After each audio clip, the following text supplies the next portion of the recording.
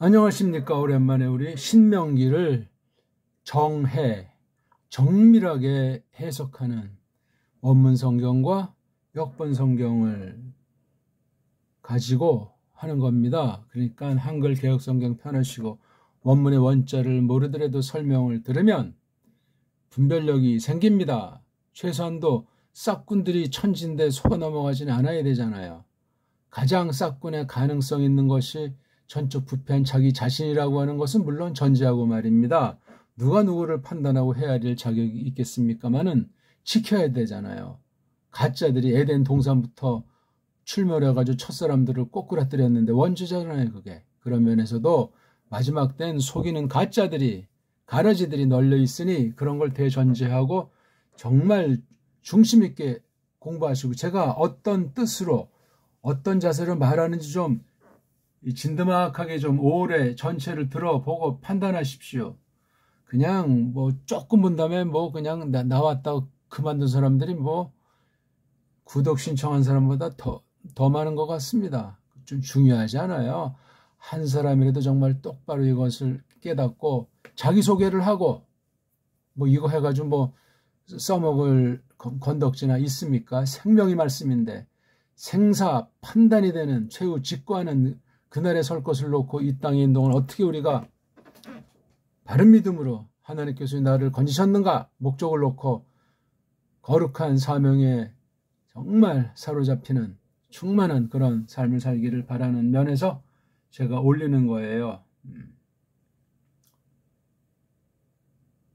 자, 오늘은 신명기 1장 1절을 가지고 공부하려고 합니다. 그런데 먼저 제가 또 까먹기 전에, 제가 하는 공부는 뭐 잘 알진 못하지만 숲을 먼저 가르쳐 드리고 있어요. 숲을 직접 이 숲이라고 하는 전체를 갖다가 제가 말하지 않을지라도 이게 원문 관련, 성경 관련, 신약 전반 깡그리 놓고 어디를 설명하더라도 이게 나무고 이게 바위고 이게 시냇물이라고 할 때 요거 어떤 한 개 나무떼기를 설명해도 전체의 왁구를 가지고 제가 말한다는 것을 간파할 수 있도록 정말, 아니 동영상 한두 개 처음부터 끝까지 완주해보기나 했습니까? 끝까지 들어보시고 다 관련이 되고 숙제거리가 생기고 뭔가 성령님께서 써 주시면 뒤집어지고 애통하고 정말 뭔가 새롭게 눈이 뜨는 그런 공부가 되기를 바라는 거예요. 그러니까 제가 말하는 그 의도, 그거를 잘 간파하는 게 중요해요. 제가 무슨 누구를 이렇게 판단하고 비판하는 경우라도 기분 상하지 마시오다. 누구만큼 여러 케이스를 경험해 봤고 온갖 사람들을 만나보면서 살아왔기 때문에 누구만큼 척하면 척입니다. 그게 문제가 아니고 어떻게 하든지 용기를 잃지 않고 좌절하지 않고 끝까지 완주하도록 힘을 부여하기 위해서 때로는 그렇게 신랄한 표현을 하는 거지. 제가 누구를 판단할 자격이 있겠습니까? 다만 하나님 말씀이 모독을 받는 걸 못 견디기 때문에 그런 표현하는 것을 잘 받아주시면 좋겠습니다. 아무튼 숲을 공부하는 거예요. 어느 나무를 건드리든 그렇습니다. 나무만 하면서 그냥 홀짝홀짝 뭔가 새로운 얘기를 하면 딜이 클릭들하고 뭔가 깨달은 것 같지만 돌아보세요. 남는 게 뭐가 있어요? 남는 게. 더군다나 이게 바른 교사인지 선무당이 사람 잡는 건지 모르면 우리 영혼이 상처를 입습니다. 그건 눈에 보이잖아요. 육신의 상처로 무서운 병을 늦게 발견해서 못 고치고 죽는 사람들도 셀 수 없이 많은데 우리 영이 거짓된 성경 해석에 물들어 버려가지고 헬렐레 하다가 끝나면 어떻게 되겠습니까? 숲을 전제로 한 나무 공부예요. 나물보다 숲을 놓치면 끝장이요. 그거는 노파심에서 말씀드렸습니다. 제가 할 일이 없어 이거 동영상 올리는 것이 아닙니다. 자, 오늘은 신명기 1장 1절로 들어와서 그동안 정해에 대한 이런 거 저런 걸 이제 얼개를 조금 샘플로 맛보기를 했고, 이제 또 한번 정해의 그 진술을 한번 들어가서 공부를 해보겠는데, 오늘은 직역이라고 하는 거, 우리말로 해야 최종이에요. 원문으로 멈추는 건 아직 뭘 한 사람이 아니에요. 우리말 주어 같은 언문으로 누구나 다 봐서 정말 도움이 될 수 있는 걸 겨냥하면서 그대로 하는 거예요. 원문보다 더 뛰어난 직역으로 하나님이 써주시기를 바라는 거예요. 원문 특별계시는 그 당시 사람한테 가장 좋았을 뿐이에요. 모세가 그래 우리 배달만을 훈민정음의 원리로 정말 소리내고 말글이 어떻게 됐는지 공부했겠냐고. 물론 그 당시 모세가 배운 언어로는 최고봉이었겠죠. 하지만 지금 처지에서 볼 때 게임이 되질 않아요. 그만큼 배달 글자가 어마어마하다는 사실의 긍지를 가지시고 공부를 하십시오. 한글을 뛰어넘어서 이 직역이라고 하는 걸 가지고 이제 한번 좀 공부를 하면서 동시에 이 원어의 그 글자를 볼 때 소리가 뭐냐, 음소화랑 발음 문제죠. 소리를 그린 거, 문자, 낱말 이게 어떻게 돌아가냐. 그 다음 이걸 이제 어떻게 우리가 풀이하느냐. 그래서 원문 소리, 구약 소리, 신약 소리. 그 다음 원문인 그 구약 문자, 신약 문자, 소리 문자. 그 다음 이건 구약 해석, 신약 해석.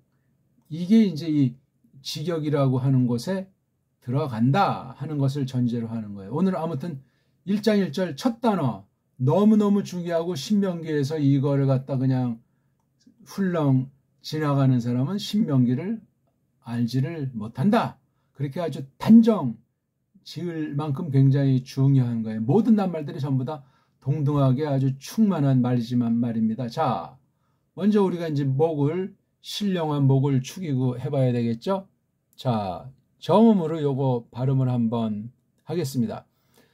알렙, 베잇,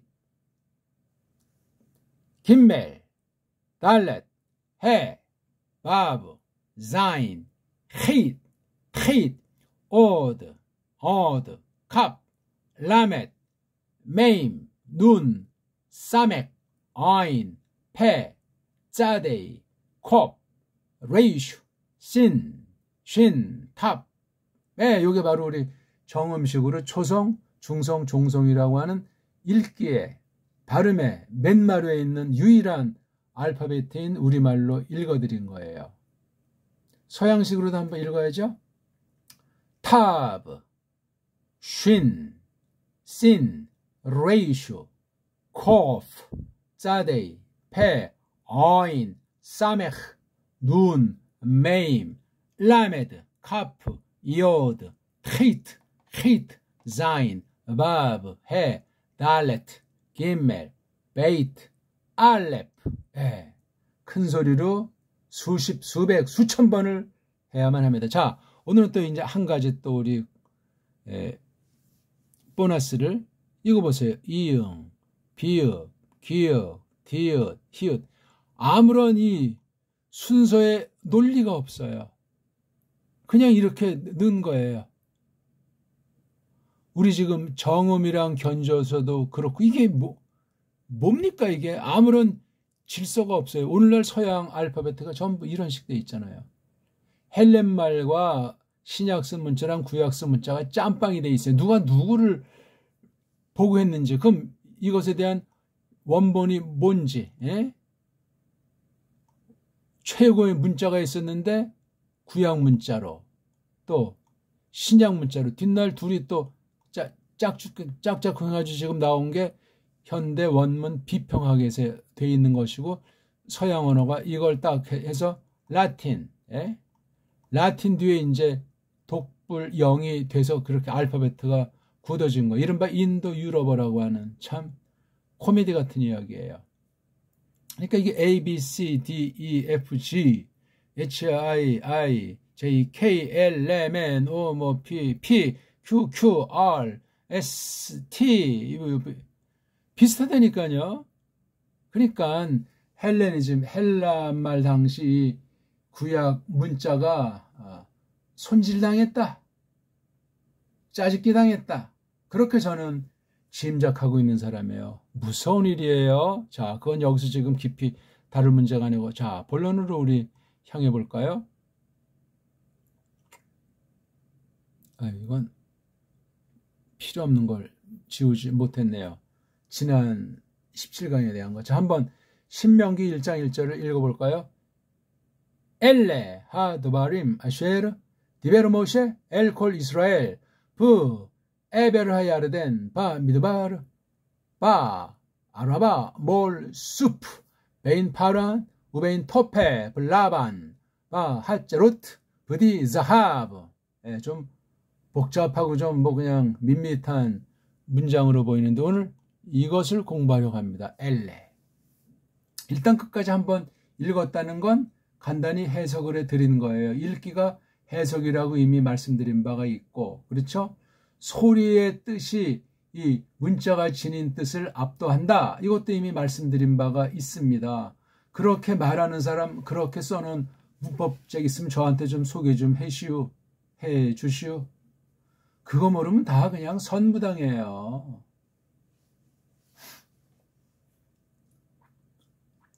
손바닥으로 하늘 가리는 듯 하면서 거짓말들 하는 거라고요. 우리가 이거 다 아는 사람이 어디가 있습니까마는 출발부터 기초와 기본부터 단단한 사람이래야 참 교사, 참 깨달음의 경지에 들어서는 첫걸음이다. 전 그렇게 확신합니다.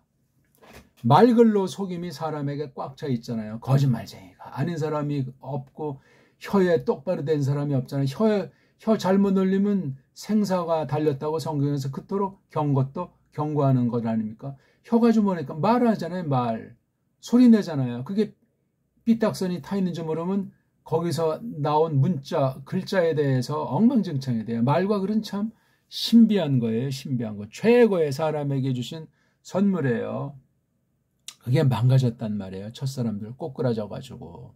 거기서 자유로운 사람 한 명도 없어요. 그러니 내가 말하고 듣고 책 읽고 쓰는 것 중에 얼마나 늘 약점과 틀림이 차 있겠는가 하는 걸 한시라도 잊으면 안 되겠습니다. 그 헛소리하고 내가 오늘 뭐 설교를 잘했다. 내 지금 신학 강의 아주 세계적인 인기가 있다.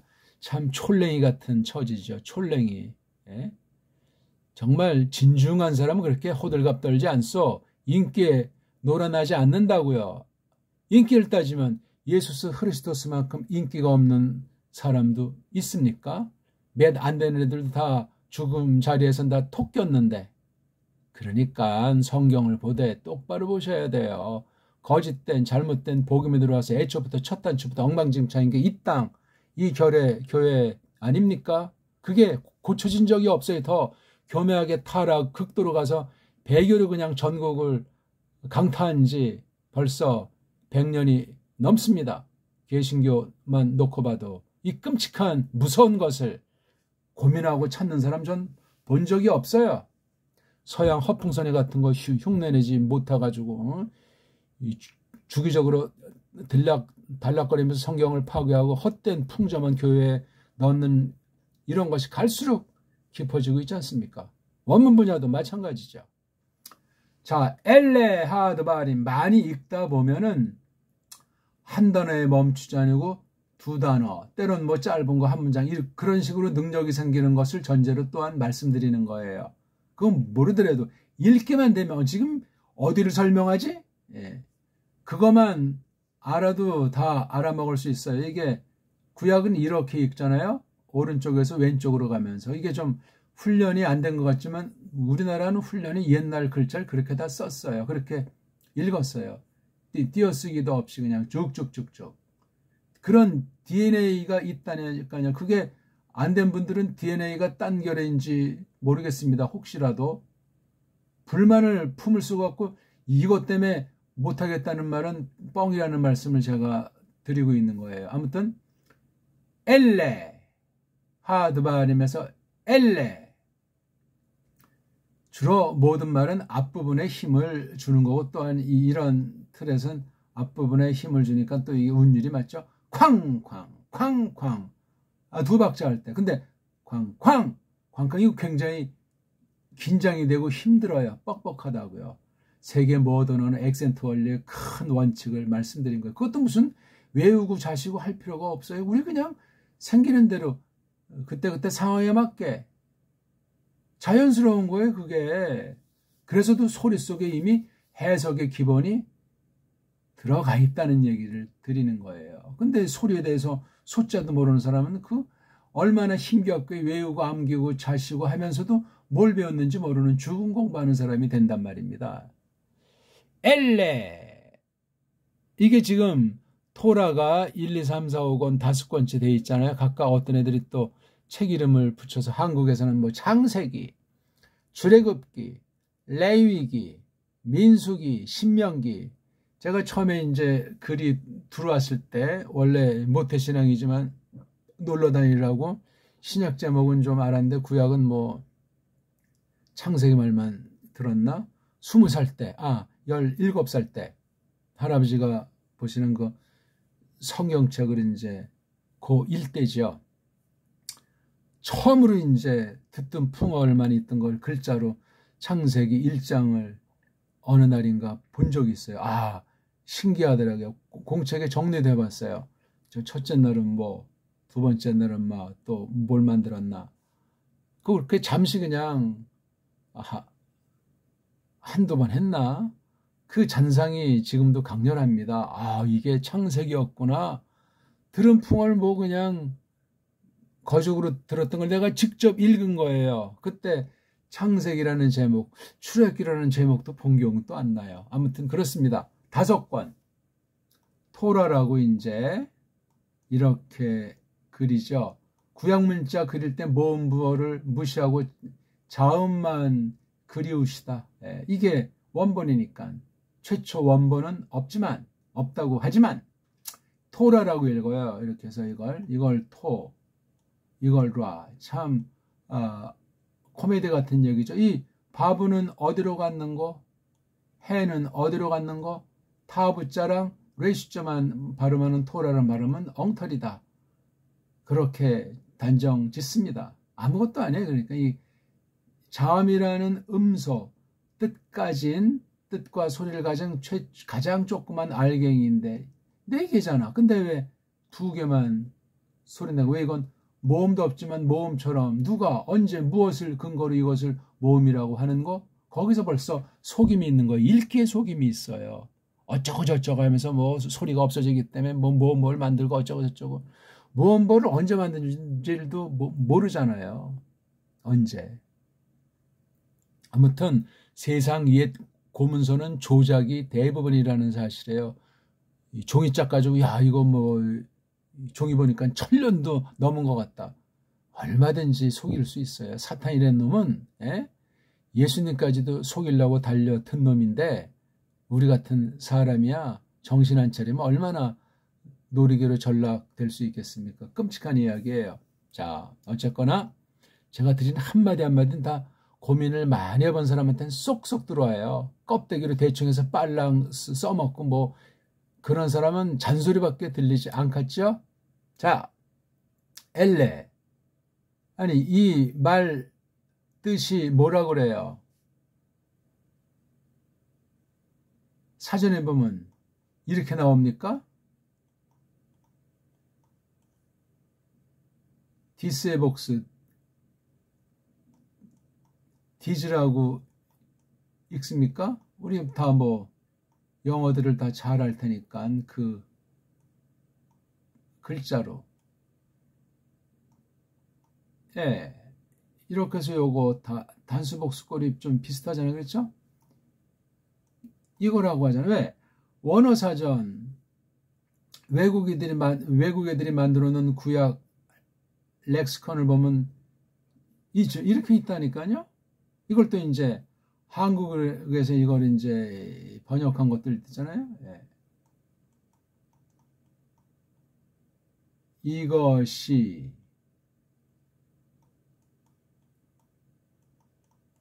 이것들이.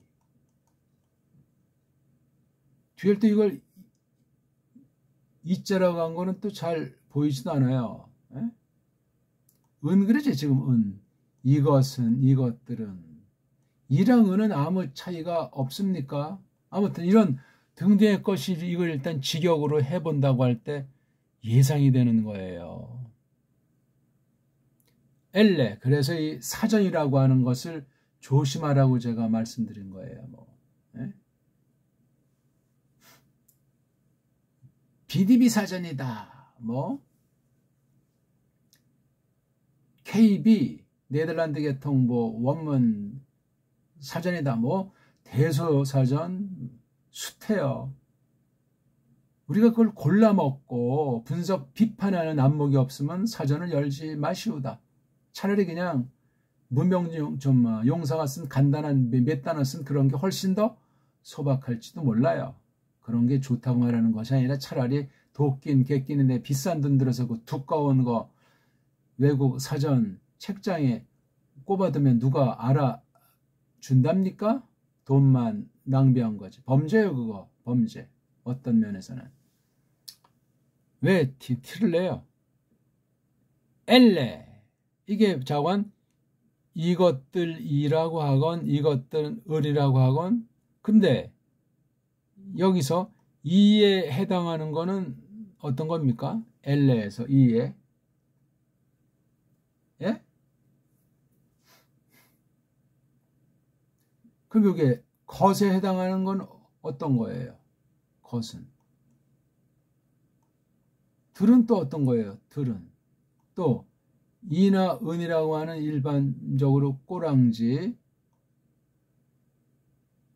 이건 어떤 거예요? 그냥 엘레 하면 이것들은 그렇게 암기하면 끝났어요? 번역이 되는 것 같아요? 속아 넘어간다니까요. 사전 만든 사람의 꼬붕이 돼버려요. 맞건 틀리건. 이미 사전은 과거 유물이에요. 끝난 거예요, 그건요. 그걸 지금 그대로 되풀이한다고 할 때 착각인 경우들이 발생할 수 있으니 사전이라는 것이 뭔지 그 성과를 알고 이걸 내가 어디까지 어떻게 이것을 조심스럽게 갖다 쓸 수 있겠구나 하는 생각은 기초 아닙니까? 어느 나라건 어느 때건 사전의 한계와 사전의 위험점, 개인이 만든 사전이든 어떤 패거리가 묶여서 인기와 돈벌이로 만들어냈건 그뿐이에요. 진정한 사전은 만들기도 쉽지 않지만 범위를 정하기도 간단치 않지만 백과사전부터 그냥 조그만 소사전에 이르기까지 사실 낱말들을 올린 거잖아요.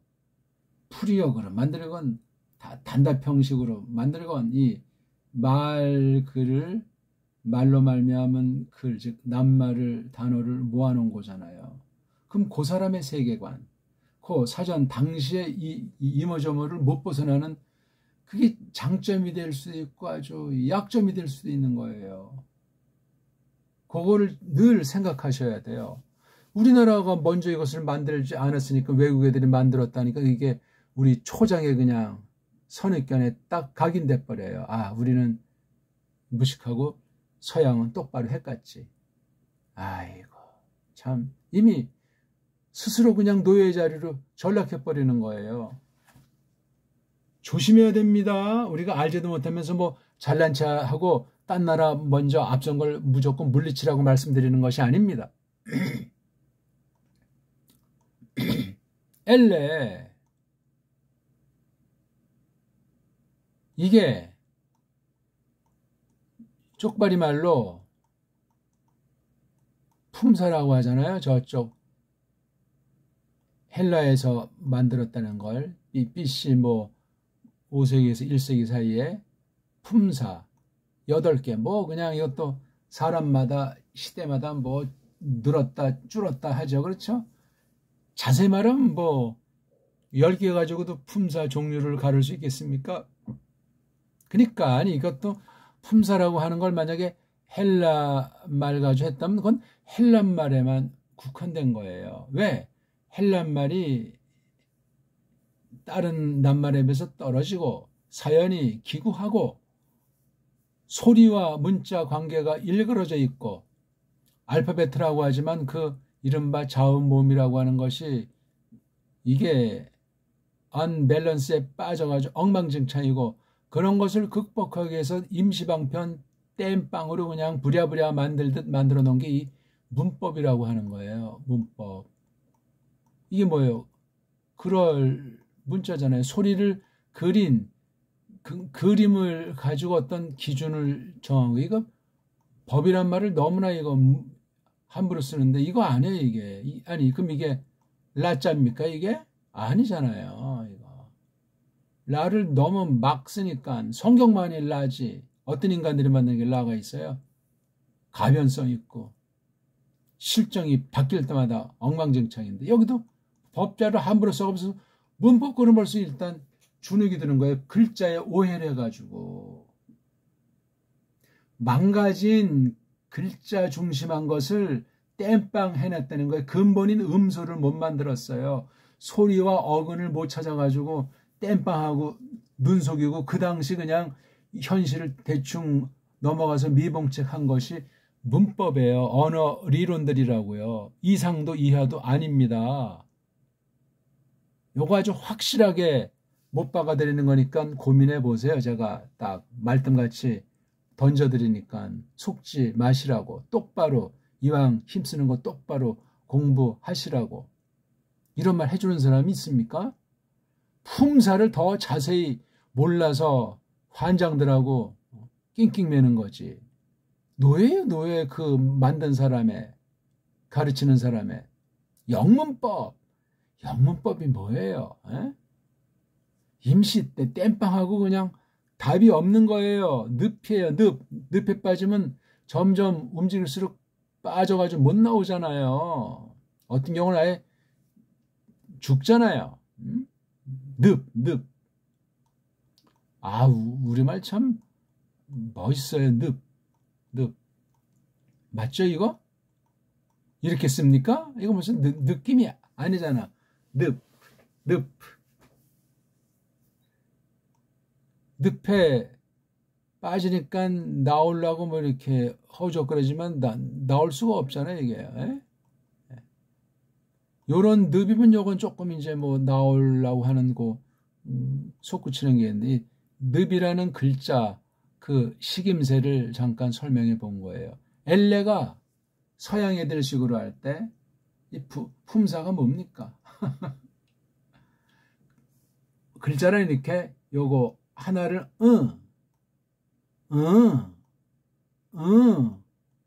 이걸 이제 숙달하면서 줄줄이 번역해 나가는 거예요. 한 번에 어떤 건 두 단어 묶음, 어떤 건 뭐 구면 구 묶음 이렇게 해가지고 읽다 보면 이제 더 덩어리로 나가서 읽게 돼 있어. 되게 두 박자 세 박자예요. 되게 음악에서 그것이 간접 나타나지 않습니까? 두 박 세 박을 이거 곱으로 하면 네 박 여섯 박처럼 느껴지는 것뿐이에요. 3mm 자르면 그렇단 말이에요. 둘 셋. 둘의 복수는 3이니까 우리 시조 뭐 333 뭐 우리 그거 있지 않습니까? 초장, 중장, 종장에서 그 운율이 있고 그거로 노래도 하고 그렇게 되니까 우리 아주 뇌리에 각인이 잘 되는 거예요. 둘 셋. 그래서 이 이름을 질 때 낱말이 되게 그래서 두 음절로 대부분 돼 있어요. 어떤 경우는 3음절짜리도 덜어 나오지만 이 음절을 또 단음절로 축약시킬 수도 있어요. 그게 가장 자유자재인 것이 우리말이에요. 우리말 언문 한문이 옳시다. 딴 나라만은 그게 잘 안 돼. 안 된다니까. 그럼 이제 약어를 쓰는 거야. 간체자, 약자를 쓰는 거야. 그건 이미 속의 뜻이 변질되기 시작해요. 원리 없이 글자를 바꾼다. 원리 없이 소리를 바꾼다. 근본 뜻이 뿌럭지 뜻이 변질하고 바뀌는 겁니다. 오늘날 세계 모든 언어가 그렇게 망가져 있는 현실이고 성경까지도 그런 장난들을 놀고 있단 말이에요. 뿌럭지를 아는 공부를 하는 게 근본이잖아요. 근데 서구언어들은 어근을 찾기가 어렵게 많이 망가져 있어. 아니 왜 그렇게 유달리들 망가져 있을까? 그래서 오늘날 현대 영어 같은 것도 추적해서 찾으면은 불어 도고에서 그 어근을 취하는 정도만이 아니라 라틴까지 올라가고 더 올라가면 헬렌까지 나가잖아. 그럼 아주 그게 아주 권위 있는 학자다 이렇게 말하고 그걸 또 이제 본받으려고 이제 아롱다롱 이제 거리는 것을 많이 보게 됩니다. 어떻습니까? 제 말이 틀려요?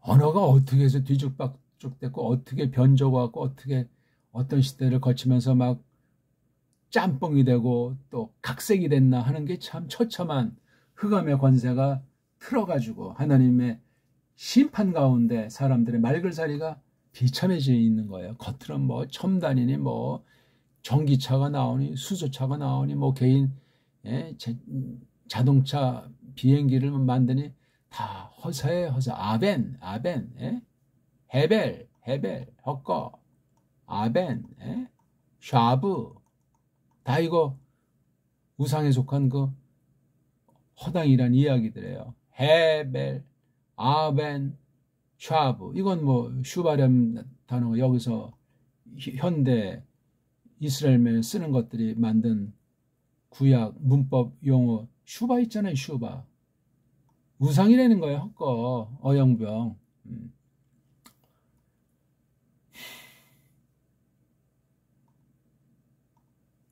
자, 엘리를 지금 설명하는데 대뜸 문장 처음에 엘레자가 나온 거예요. 뜻은 이제 사전 올림말이 이것들이 하는 복수잖아요. 복수. 지시하는 말이잖아요. 지시. 그럼 이게 모든 낱말에는 어떤 거죠? 명사로부터 출발해서 동사로 만들어지는 거잖아요. S라고 하고 부로 이제 우리가 이걸 약칭을 쓴다고 했을 때 명사 중심이에요. 모든 언어는 명사. 명사가 뭐예요? 하나님께서 지으신 눈에 보이든 안 보이든 섭리에 꺼내 있는 것의 이름이 명사예요. 명사하니까 다 이게 쪽발이 많은데 이거 뭐가 있나? 우리 한문 갖다 아주 엉터리 방송으로 쓴 거잖아요. 이걸 뭐 나온이라고 해도 마찬가지예요. 이거는요. 이건 뭡니까? 이거는 나온. 또 여기서 name이 나옵니까? name? 영어는 이거 어근을 알 수가 없어요. 라틴, 헬라로 올라갔을 때 많은 것들을 알 수가 있겠죠. 이게 녹아있으니 현대 영어라고 하는 거는 짬빵이에요. 그러니까 그게 다문화 나라라고 합니까? 다민족 나라라고 합니까? 그러니 이런 사람 저런 사람 이런 거 저런 게 꽉 하니 뭐가 번쩍이는 것 같죠. 짬뽕이에요. 하나님이 그렇게 싫어하는 혼합 짬뽕. 조심하셔야 돼요. 짬뽕도 물론 섭리 가운데 하나님 어떤 목적이 계시면 잠깐 반짝 쓰여질 수 있지만 no. 조심해야 돼요. 완전한 순수는 없잖아요. 우리 지금 배달 결례만 해도 뭐 피가 그냥 한두 민족 섞였겠냐고요. 이것도 참 코미디 같은 이야기고. 모든 만물 지으신 것들 눈에 보이는 것만 있는 것이 아니고 보이지 않는 것이 있고 또 섭리 가운데 나중에 등장된 듯한 그런 것의 이름. 이 이름 붙이는 건 하나님이 직접 이제 처음에 붙여주신 것도 있지만 나중엔 사람에게 통치권을 넘겨주셨기 때문에 사람들이 이름을 만들었어요. 옛날에 만물들 어떤 것도 이제 이렇게 만들어 놓고 새로 이름 붙일 때 하나님께서 만들어 놓으신 거 가지고 이제 연구하고 발달시키고 응용하고 살기 위해서 이렇게 변화시킨 거 있지 않습니까? 자연을 개발할 때 나타나는 물건들. 사람들이 이름을 지었는데 참 묘한 것이 있어요.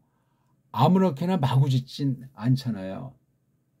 또는 돈벌이 위해서 엉뚱하게 이름 짓기도 하는데 서양 이름들은 가만 보면 아주 굉장히 쉽고 김치 깍두기 그런 식으로 이름을 붙인 게 많아요.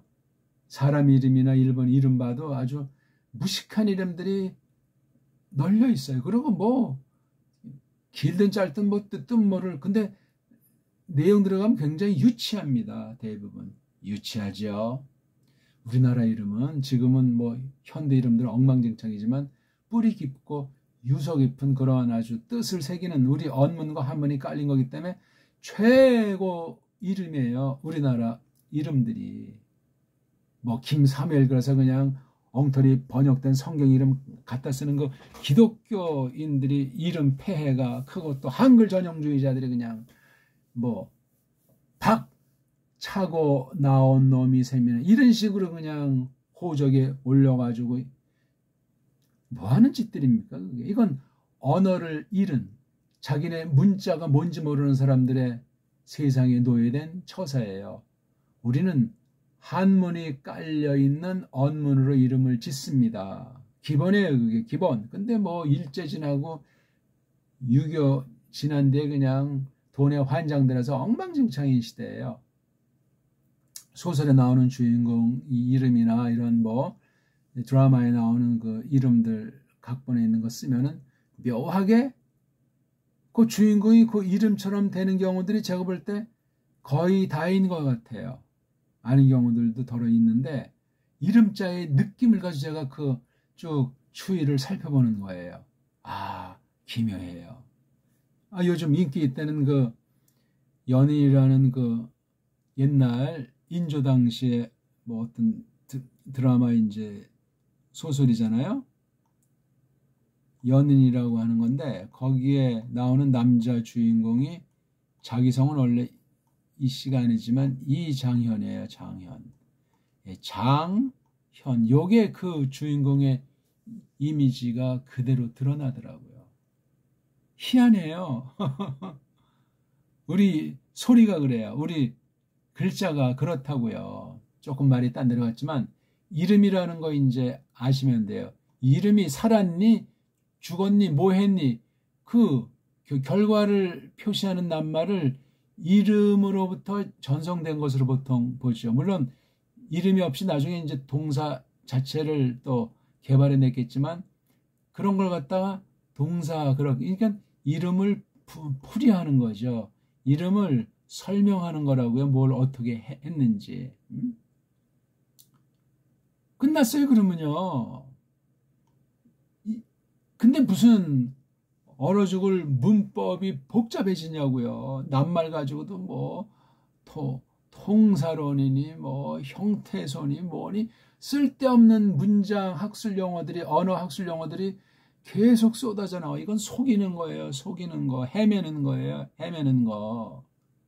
이런 세속 이론, 헬라 문법 이론, 영문법 이론이 원어에 침투했다고 제가 늘 말씀드리잖아요. 이거 다 골라내야 돼. 근데 골라낼 수가 없죠. 그걸 안 뒤에 비판해내야 되는데 알려고 하다 그냥 늪에 빠져버려요. 다 걷어치우고 우리 소리로 읽고 우리말식으로 하면은 이것처럼 쉬운 언어가 없다고 제가 선언하잖아요. 왜? 우리말투랑 많이 가까운 것이 구약문자에 있으니까.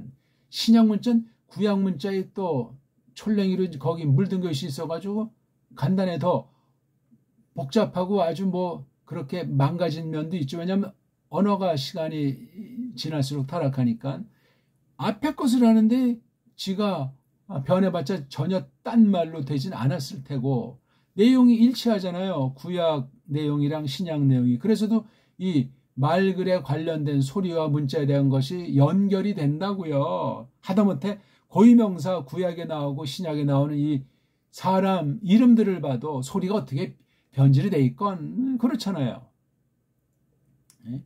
구약은 모세 그러는데 모위, 세스. 헬렌말은 구약은 예호슈아. 이것이 이제 예수스. 꼴만 다르지 같은 거라니까요. 이것도 이제 구약과 신약 문자를 공부하는 한 가지로 매우 중요한 거예요. 매우. 예호슈아로 번역해야 될 것인가 오늘날은 아니면 신약을 중심해서 예수스를 할 것인가 따져야 되고 과연 예수스가 순수 헬란 말이냐 아니면 구약 예호슈아를 음역하다가 알파벳 차이 때문에 그렇게밖에 되지 않았느냐 어디에 중점을 두느냐 그럼 우리가 예호슈아를 쓰면 구약교고 예수스 쓰면 신약교입니까? 이거 하나 아직 결정이 안 났잖아요. 고유명사가 구약 신약에 있을 때는 어디를 기준 삼아야 될까? 각각을 쓸까? 아니면 구약에만 나오는 경우, 신약에만 나오는 경우, 그 음역의 원칙을 우리말로 할 때 어떻게 잘, 그러니까 결의말들 번역하려고 하는 그 결의가 쓰는 그 문자와 소리 관계가 굉장히 중요한 거예요. 잘못해놓으면 이게 하나님의 뜻을 똑바로 잘 아는 길에서 벗어나게 만들 수도 있단 말입니다. 심각한 얘기예요. 이거는요. 소리가 중요할 때 더 심각성을 느끼게 돼요. 자, 1권에서부터 4권까지는 일단 우리가 안다고 치고, 왜 여기부터 이걸 신명기라고 해서 1장 1절이라고 하는 말을 붙여서 이렇게 잘라놨을까? 무엇을 근거로? 아니 그럼 앞에 있는 민수기 마지막 장 마지막 절과 이것이 아무런 연관이 없나? 어떻게들 생각하십니까? 그거 딱 썼다가 이제 뭐 크나안 땅도 못 들어가게 생겼고 해서 이걸 급조해서 썼나? 말이 앞뒤가 맞지가 않습니다. 그런 것도 우리가 따지면서 지금 이것들은 이게 명사류잖아요. 그렇죠? 동사류는 아니에요. 여기 또 뭐 모음벌 이렇게 이제 붙여 놓은 바람에 이게 또 전제가 되지, 이걸 모음을 달렸으면 이것이 동사가 될 수도 있는 거잖아요. 그렇죠? 근데 이렇게 돼 써 있는 이거 인간들이 만들어 놓은 거지만 모음벌을 전제할 때 동사류가 아니잖아요. 명사류예요. 명사류 중에 이게 그냥 본명사입니까? 아니면 그 본명사를 달였을 때 다른 것으로 바꿔서 이제 변화를 꾀하는 대명사 종류에 들어갑니까? 이것들 하게 되면 명사가 아니잖아요. 그렇죠? 아니, 하나님이 이것들은 하는 걸 어디 만들어 놓으신 게 있답니까? 이건 뭔가를 가리키는 거잖아요. 뭔가를 대신해서 이 말을 쓴 거예요. 그것도 이게 복수라니까 딴 어떤 것들이 2개 이상 있을 때 그것에 해당해서 쓰는 거잖아요. 우리말 같은 경우 이것들, 요것들, 저것들, 저것들 그런 게 많이 있잖아요. 마찬가지에 다 어떤 실체, 진짜 이름을 대신해서 딴 이름을 쓴 거예요. 딴 이름이에요. 그럼 엘레의 본 이름은 어떤 거예요? 그럼 이게 짠하고 등장했으니까 이미 앞에 있었다고 봐야 되잖아요. 앞에 말을 다 하고 이것들이 하니까 이걸 누가 썼든지 쓴 사람도 있지만 누구한테 쓰는 건지 받는 사람이 있잖아요. 대상이 누구예요? 아니 이걸 쓴 사람이 우리 대한민국 현지 사는 우리한테 이 엘레자를 썼습니까? 그것도 참 생각할 문제예요. 그러면 이 당시 대상이 누구예요? 성경에서 답을 찾아야 돼요. 그럼 적어도 이걸 보려면 민수기를 알아야 돼요. 민수기도 모르고 겁없이 엘레아 드바림 하면서 신명기 연구한다고 방방 뜨는 건 참 착각이에요. 착각. 간단히나마 굵직하게 앞에 내용을 딱 우리가 아는 것을 전제로 이 말이 나간다는 거지요. 눈치는 깔 수 있죠. 그 다음 글자를 잘 모르면 다음 글자를 한번 보라는 것이 상식 아닙니까? 앞전에 것도 보지만 뒤에 나오는 거. 드바림. 아하. 왜? 드바림이 이게 임자로 복수니까 복수 이게 둘이 직접 관련된 것은 아닌가? 딴판으로 각각 노는 것이 아니고 같이 된 것이 아니니까 한번 추정이 가능하단 말입니다. 그렇죠? 제가 지금 쓸데없이 이 말 저 말 하는 것이 아니고 잘 귀담아 들으십시오. 그러면 최소한도 가짜한테 얻어 걸리진 않고 또 잘 알지도 못하면서 내가 똑바로 최고로 안다고 착각에 빠지지 않소이다. 이것들 그럼 이제 꼬다리가 이게 이자라고 이게 왜 주어가 되는가 이거예요.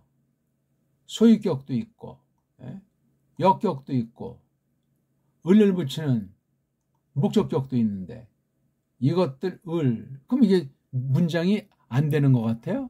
처음에 나오니까 을의 것 그냥 주어가 나오겠습니까? 명사가 아니고 대명사라 그랬습니다. 이것들이. 그러면 이것들 하게 되면 이게 것자가 사람입니까? 물건입니까? 것이니까. 물론 것이라는 표현 사람에게도 이제 좀 쌍소리 같이 쓰기도 하지만 일반적으로 물건을 나타내잖아요. 물건. 그러면 이게 사람이라면 이 사람이 그렇게 되잖아요.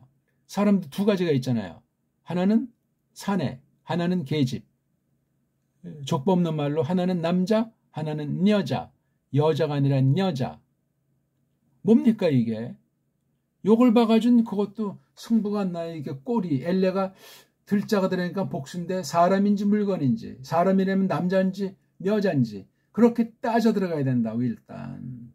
그렇게 놓고 숙제거리를 놓고 그 다음을 딱 볼 때 하드바림 딱 보니까 꼴이 이게 남자 복수니까 엘레는 남자로 쓰인 거예요. 엘레는 남자도 쓰고 여자도 대신하는 대명사로 쓰는 거예요. 어떤 거를 가리키니까 이 쪽발이 말로 지시대명사라고 하는 거잖아요. 쪽발이 말이에요 이거예요. 우리는 그냥 어떤 것을 가리키는 거예요. 가리키는데 멀리 있는 걸 상대방한테 가리킨답니까? 아니에요. 가까이 있는 거, 봐서 알 수 있는 거, 인식 가능한 거, 뭔지 알 수 있는 거, 그걸 엘레자를 써요. 저거 있지, 저거 뭐야? 또 어떤 경우는 이도 아니고 저도 아니고 말 내용 중에 그거 있잖아, 그거 거시기 있잖아, 그거 갸 있잖아, 갸. 이거는 제 3인칭으로 그냥 현장에 없는 건데 자기네 말하면 척하면 착으로 알 수 있는 그거는 이제 그거 있잖아, 그거. 그런 식으로 쓰는 거예요. 이건 엘레는 굉장히 가까운 거예요. 말하는 사람, 이 글을 쓰는 사람과 그 말을 듣는, 글을 읽는 사람한테 가까운 관계예요, 엘레가. 안 그렇습니까?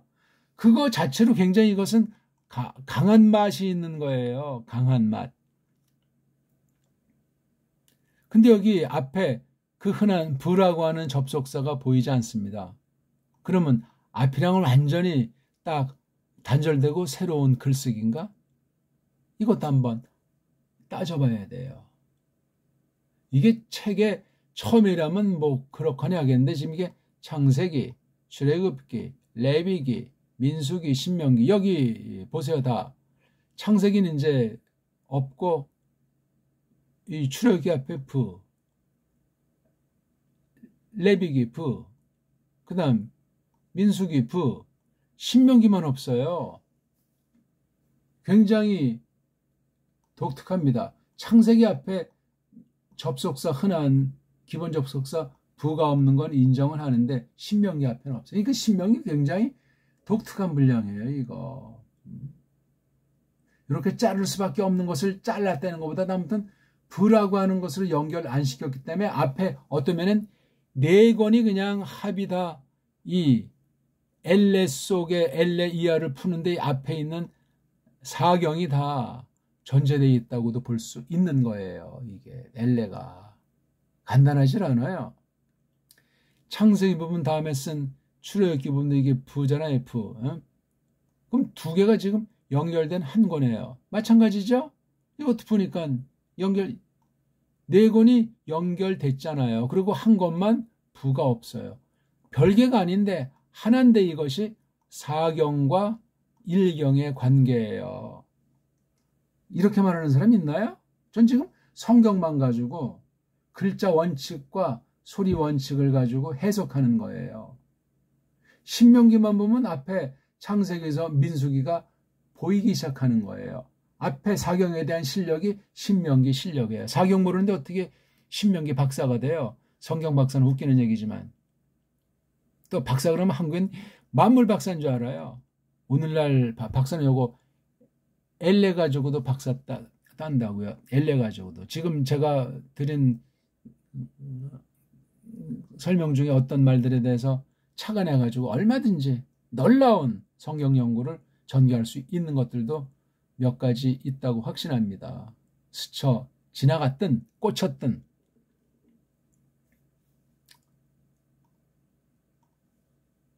엘레 하나에 대해서도 생각할 것이 많고 사람들이 만들어 놓은 문법의 장단점도 정리해야 될 것이 적지 않게 있다고 말씀드릴 수 있어요. 지금 요거만 가지고 일단 보는 거예요. 오늘 요거요. 엘레. 이것들이 이 사람들 이 남자들이 이 여자들이 이것들이 성수격이라고 하잖아요. 구약 문자엔 격이 없어요. 성과 수만 있어요. 남자냐 여자냐 둘 다 쓰는 공동성도 있지만 단수냐 복수냐 그런 문법 용어가 알파벳마다 차이가 있어요. 그 영문법으로 다 다른 나라 말 고대어까지 다 이렇게 해서 문법을 적용한다는 건 웃기는 얘기예요. 조금은 알아먹을 수 있게 하지만 다른 많은 것들을 갖다가 묻혀놓아 버려요. 무시해버린단 말이에요. 알지도 못하면서 영어식으로 다 하라고. 현대 문명이 그렇지 않습니까? 큰 속임이 한편 도사리고 있다 하는 걸 언제든지 기억하셔야 돼요. 그러니까 영어로 된 현대 신학이라고 하는 것이 코미디라는 거예요. 코미디죠. 대단한 걸 깨달은 사람도 있을지 모르지만 전반으로 볼 때 타락을 촉구하는 것이 현대 신학이라고 단언합니다. 그러니까 이 앞에 내용에 대해서 정말 조심하셔야 되고, 이게 지금 이름이라고 그랬잖아요. 이름. 본디 이름이 아니고 파생된 대신 달리 쓰는 이름 대명사기 때문에. 아니 대명사를 왜 놓습니까? 어떤 것을 지적하는, 어떤 것을 가리키는 대명사란 말이에요. 명사란 쓰고 대명사를 대뜸 딱 던지는 이 말버릇, 말투, 어순. 근데 그 뒤에 것까지만 하면 조금 이제 엘레가 선명해지죠. 하드바림.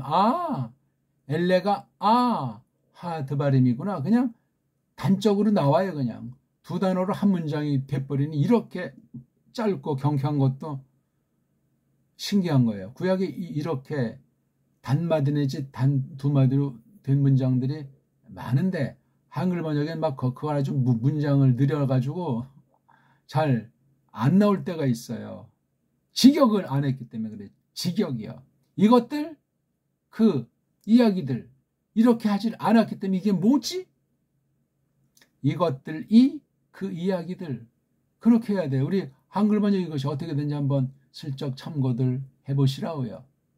그 다음에 요거 아시라가 이제 이렇게 나오니까 더군다나 엘레하드바림 차례대로 해야 돼요. 차례대로. 대명사 겸 가리키는 말을 앞에 딱 놓고 뭔데 할 때 하드바림 이렇게 이제 그런 방법을 쓰기도 하는 게 그 나라 말투예요. 이것들은 그러니까 이미 모세라고 했을 때 모세가 하고 한 거랑 그 듣는 대상, 이 글을 읽는 사람이 한 통이 돼 있는 거야. 생판 처음 초면에 이런 말을 할 수가 없어요. 이건 그래서 거룩한 교회 이스라엘이라고 하는 것 사이에 하나 된 것 가운데 진행되어 온 것을 전제하는 이야기예요. 제1세대가 됐건 광야에서 태어난 제2세대가 됐건 그렇습니다. 그 훗날 우리 또한 마찬가지고 엘레 앞에 있는 것에서 대전제가 돼 있어. 이걸 얼마나 충실히 하느냐, 얼마나 신령하게 풍성히 아느냐에 따라서 이 뒤에 신명기 내용이 어떻게 받아들여지는가 결정나는 거예요.